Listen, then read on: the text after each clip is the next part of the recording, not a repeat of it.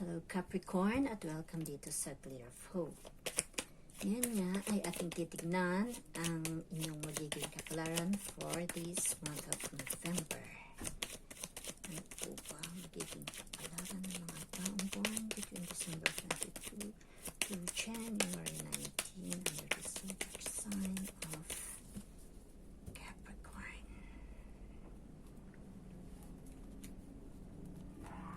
Oops! Ang ating energy para sa reading na ito ay Ace of Cups.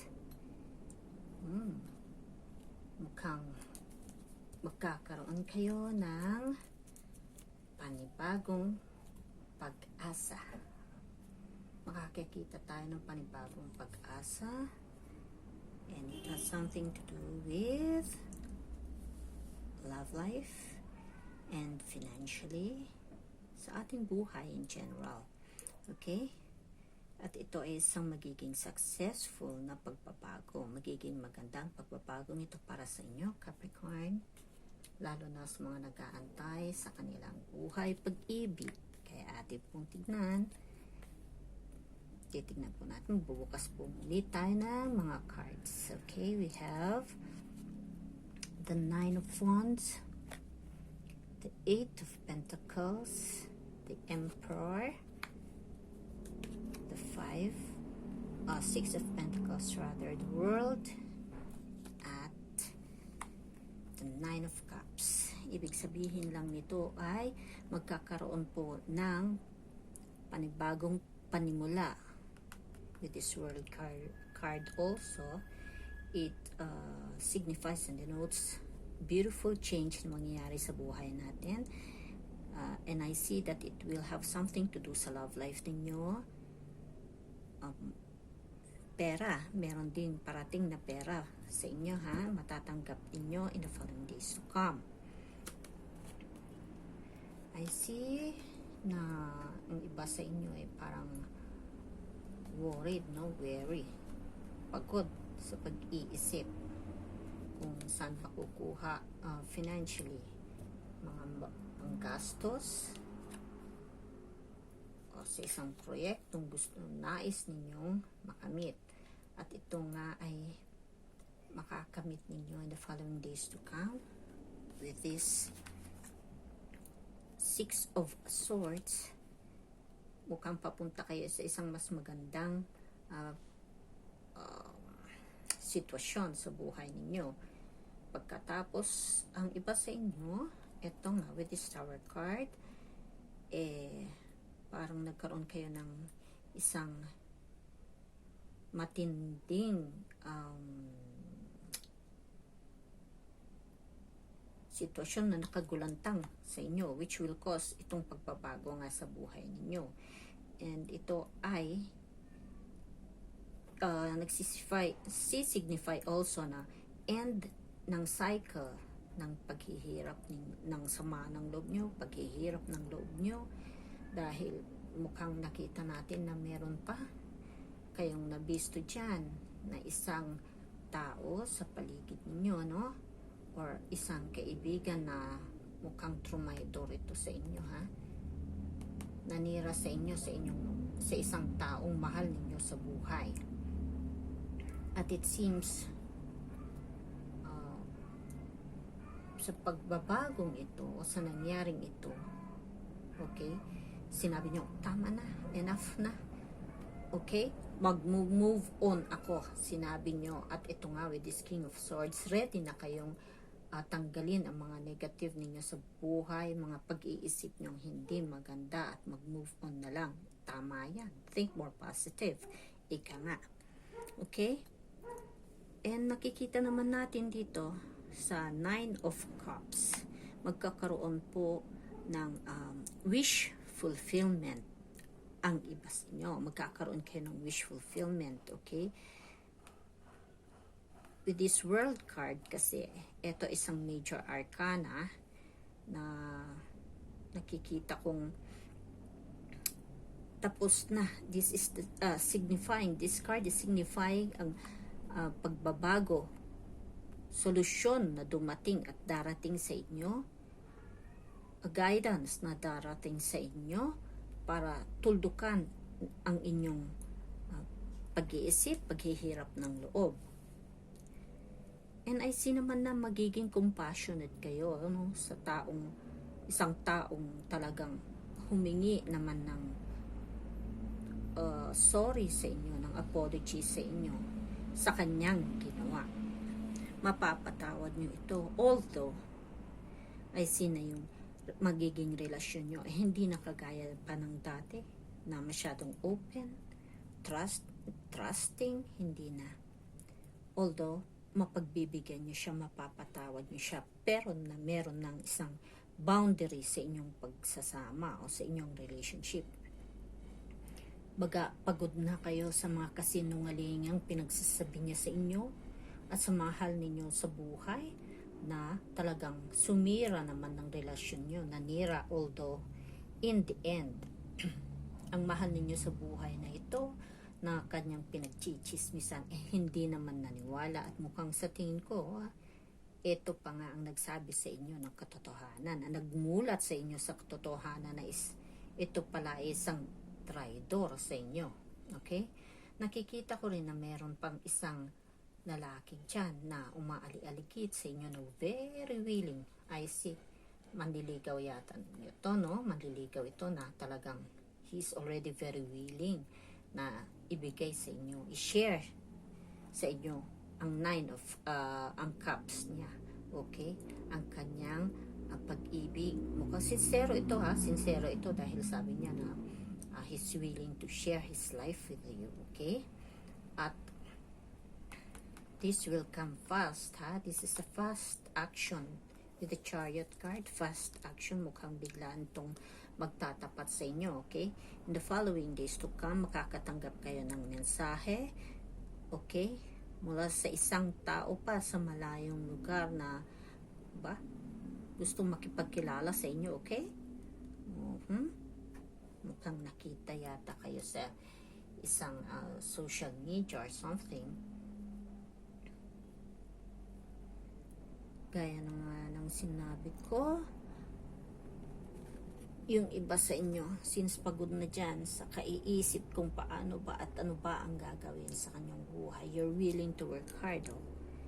Very willing kayo na trabahuin at pagsumikapan ang pararatingan ng magandang pararatingan ng inyong buhay. And with this card, magiging successful kayo dito, ha, sa venture na ito. Kung meron kayong proyekto dyan na iniisip ninyo, na alam ninyong makakatulong, this is the beginning, ang panimula ng pagbabago also ng inyong buhay, ng inyong kapalaran. Magkakaroon kayo, although at first hindi nga lang magiging biglang boom ito, parang ganun, no? But then if you work for it, if you work hard for it, pagtrabahuan natin ito. Ayan, makakamit natin ang gusto nating kapalaran sa ating buhay, ang pag-asenso ng ating buhay, ang paglago ng ating pera. Hindi naman kayo madamot na tao, hindi kayo madamot na tao. Instead, nakita ko nga, mapagpakumbaba kayong tao, and you're willing to help others with what you have later on. At magandang pag-uugali po niyan, it will bring more success sa inyo, sa inyong buhay. Magiging mas blessed nga kayo dyan. Okay? So, nakikita ko pa. Kailangan po natin pag-ingatan ng ating kalusugan dyan, okay? Dahil may nakikita ako, baka magkakasakit kayo. Okay? Ingat-ingat lamang po, lalo na sa ating weather ngayon. Hindi naman po COVID, okay? Salamat sa Diyos, hindi naman COVID. But more on like colds or tangkaso dyan dahil sa stress or sa pagod. Kaya pag-ingatan po natin mabuti ang ating health. So in the following days to come, kahit pagod kayo, you have something. Meron po kayong isang sitwasyon to look forward to na nakikita ko. It has something to do with isang negosyo, isang project na talagang alam ninyo sa kabuturan ng inyong dibdib, sa kabuturan ng inyong puso na ito ang tama. Ito ang tamang landas na inyong tahakin. Ito ang tamang solusyon sa inyong problema. And you will succeed dito sa project na ito na inyong tatahakin. Okay? Kaya, huwag kayong mangamba. Sa iba dyan na problema kung saan kukuha ng puhunan, nakikita kong meron naman po na tutulong sa inyo, makakaisip kayo ng paraan. Mukhang hihiram kayo dito, ng inyong pangpuhunan in which you'll be able na isoli ito kaagad. Makikita nyo, ang sabi ko nga, magiging prosperous rather, successful, I'm sorry, nabulol ako. Okay? Magiging prosperous itong project na ito para sa inyo. Makakatanggap kayo kaagad na at makikita nyo kaagad ang biyayang gusto nyong matamasa sa proyektong ito. Okay? Just make sure it's legitimate. Sa iba dyan, may nakikita ako na isang may edad ng tao with this Emperor card na nagkakagusto sa inyo. Gusto pa kayong tulungan nito. Parang pretense lang niya yung, tutulungan kanya kayo sa inyong problema.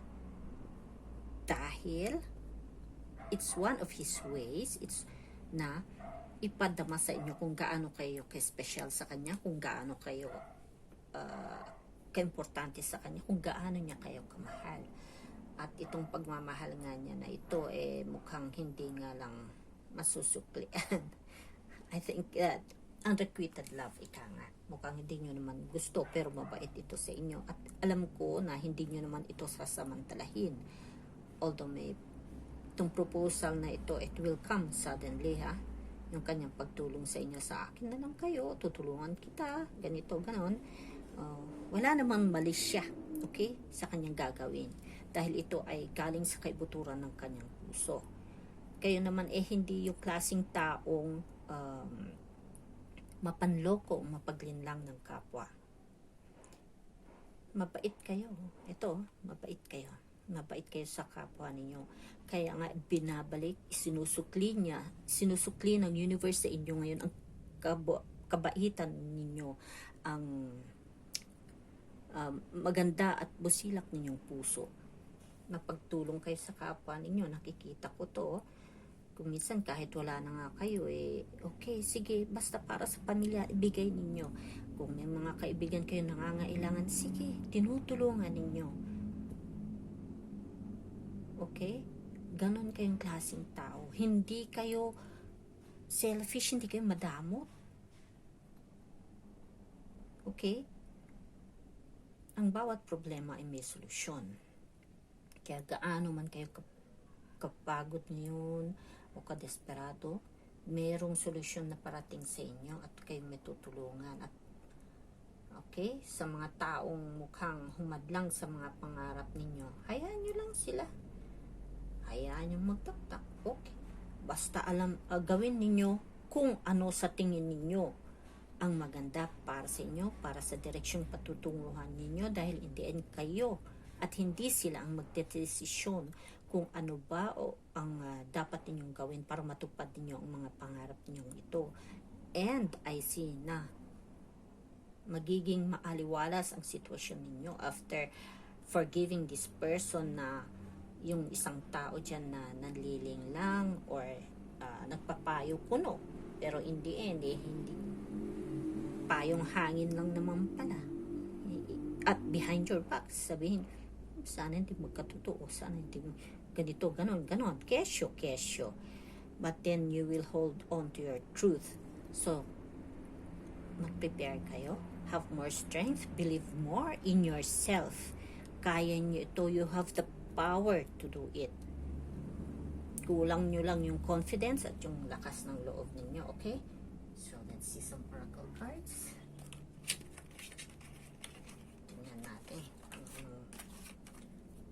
lalabas para sa inyo, ha? Okay.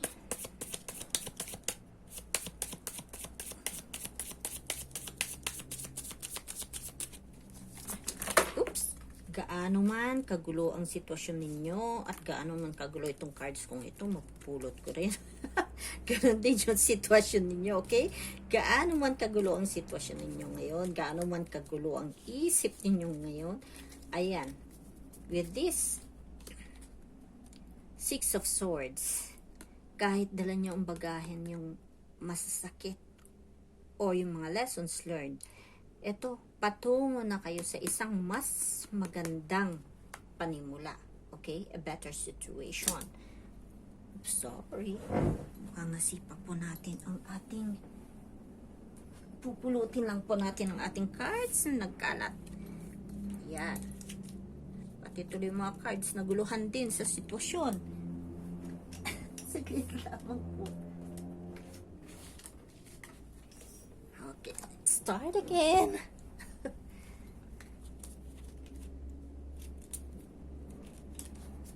Okay. Ayusin lang natin to, ano po? Pasensya na. Okay, here we go. Capricorn. Ano po ba ang mga messages para sa inyo? Nalalabas.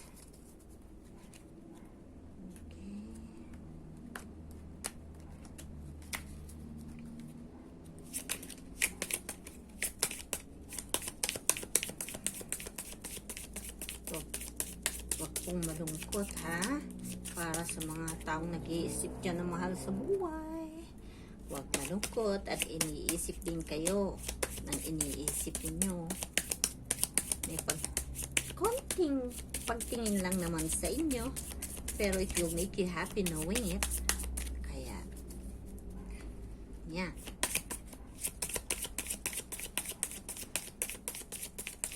Sa iba sa inyo, a proposal is really coming on. Okay? May ibibigay sa iyo proposal na ito. May magtatapat sa inyo the following days to come, ha? Na very willing siya to start his new life, to start a new life with you. Aha. Mr. Right? Baka ito, it will end up in marriage. Okay? Seryoso, ha? Sincere talaga ito, ha? Itong manliligaw na ito sa inyo. Sincere siya. Huwag kayong mangamba. Mahal niya talaga kayo. At very willing siyang gawin. Ang lahat-lahat ibigay, ang lahat niya sa iyo. Ganun niya kayo kamahal. Although, ang iba sa inyo, hindi nyo nga lang gaanong kamahal ito. Wala kayong masyadong feeling dito sa lalaking ito. But you will learn to love him. Okay? Yung iba sa inyo naman na nagmamahal, mahal din kayo ng taong ito. Hindi pa nga lang gaano kaseryosohan or it will not lead to marriage. But then, you will be happy with him. Magiging very happy kayo sa piling ng taong ito. Hanggang sa ang relasyon ninyo ay magwakas at makita nyo finally si Mr. Right. Okay? We have fog. We have childhood. And we have the tree. Okay? Sandali, ayusin lang natin ang ating mga cards. Bigyan natin ng space tong ating mga oracle cards. With sa fog, gaya nga ng sinabi ko, no? Since magulo ang pag-iisip natin, it's actually being veiled, okay? Ito, fog. Ito ang fog. Ito yung worries na bumabagabag sa atin ngayon. Kasi, ito, worries, pagod na kayo. Parang wala naman nangyayari. Ganon sa buhay niyo, sa mga pangarap ninyo. But hold on. Ito na ang pagbabagong inaantay ninyo. Ang magandang panimula. Ito yung sun. O, nandyan na. Okay? Alisin mo ang negativity mo. Ang bumabagabag sa isip mo. Ang gumugulo sa iyo.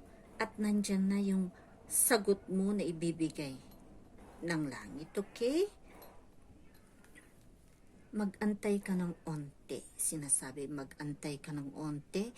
Gamitin mo ang pagkakataon to gather yourself. Okay? Gather strength. Para nga itong tree. Okay? Ayan. Ang isang magandang puno, pag may maganda na siyang pundasyon, yung mga roots niya nakakapit talaga ng maigi sa lupa, hindi ka agad yan matitibag. Ganun ka sa natutunan mo. Sa buhay. Eto, nagkaroon ka ng tower moment, natutunan mo ang leksyon na dapat mong matutunan.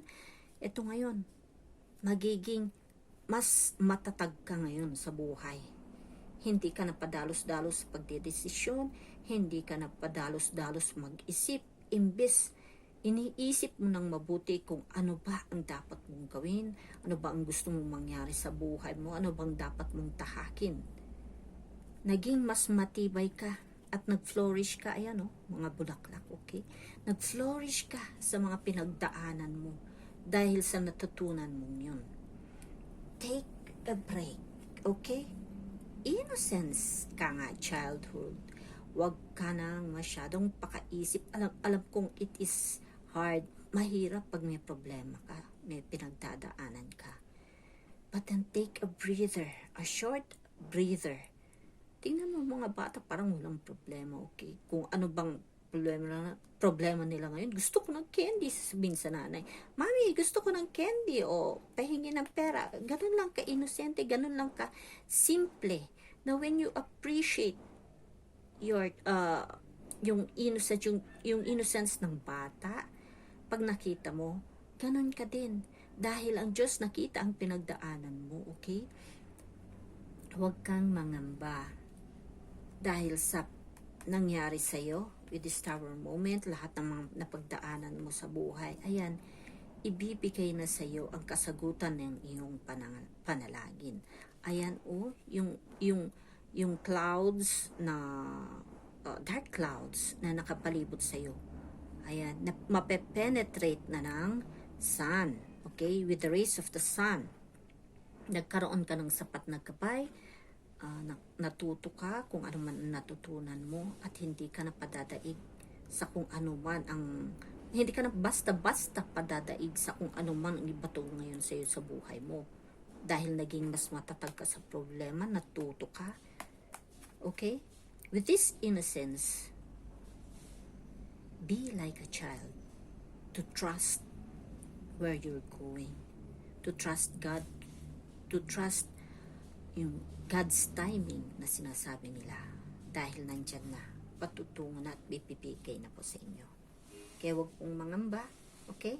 Dahil may ibibigay na ito ang katuparan ng ating solusyon ng ating problemang bumabagabag sa inyo ngayon. Okay, let us go sa konting trinkets. Let us see. Ace of Cups, a new beginning sa lahat ng aspeto ng inyong buhay. Okay, magagapi ninyo emotionally. If you're suffering emotionally right now, pag binigyan nyo ng sapat na lakas ang loob ninyo, magagapi po natin ang negativity sa ating mga pag-iisip. So take a deep breath. Take 3 deep breaths. Kung ninenervyos ka, take a deep breath para ba bigyan mo ng kaluwagan ang inyong pag-iisip, ang inyong nararamdaman sa buhay na ito. 4 months. I see. It has something to do with 4 weeks. 4 months, okay? Not days, 4 weeks, 4 months. It looks like may iba sa inyo magtra-travel, okay? Baka isang katuparan ng inyong pangarap ang pagtra-travel. It has something to do. Mukhang magtra-travel kayo isang malayong lugar, whether it be dito lang sa Pilipinas or abroad ito. Oh, and I see Ayun, within 4 months, makikilala mo 4 weeks to 4 months sa pagta-travel nyo. Ito, makikilala mo dito ang si Mr. Right. Ito ay isang regalo po ng may kapal sa inyo, sa kabutihan at sa kabusilakan ng inyong puso na pinapakita nyo at pinaparamdam ninyo sa kapwa nyo. Sa lahat ng paghihirap na dinanas ninyo, nandito na yung sagot sa inyo. Finally ni Lord, ibibigay sa iyo ang pagmamahal ng iyong pinakamimiti. And with this love, magiging mas prosperous kayo at ganon din sa business na inyong tatahakin, okay? Ayan. So, pag napapagabag pa kayo, okay, learn, listen to music, okay? Dahil ika nga, ayan na, Ang parating sa inyo na true love, bagamat hindi ito isang soulmate, mukhang sa relasyong ito, medyo magulo sa umpisa, medyo mahirap, but then hold on to him. Hold on to him. Okay? Dahil siya ang magbibigay sa inyo later on at magpaparamdam sa inyo ng tapat na pagmamahal. Ito na po siya, true love. He is one of your he's one of your soulmates. True soulmate to, soulmates, kung naniniwala ko sa term na yun, it's not a twin flame. It's a soulmate, not a twin flame. And we have letter J, we have the end M, letter G, at saka letter S. Ayan po, baka is po sa mga letters na ito ang magiging or letter ng isang letter ng pangalan niya, or yours and him, okay, later on pag misis na kayo, or it could be like that, or pwede rin pong isa sa mga ito ang initials niya. So ayan, muli, both of you will make beautiful music together. Sa umpisa medyo magulo, but hold on to him. Don't let him go. Dahil siya na, si Mr. Right na inaantay ninyo. So that is all we have for now, mga Capricorn. People born between December 22 to January 19. Hanggang sa muli po nating pagkikita. Maraming salamat. And God bless.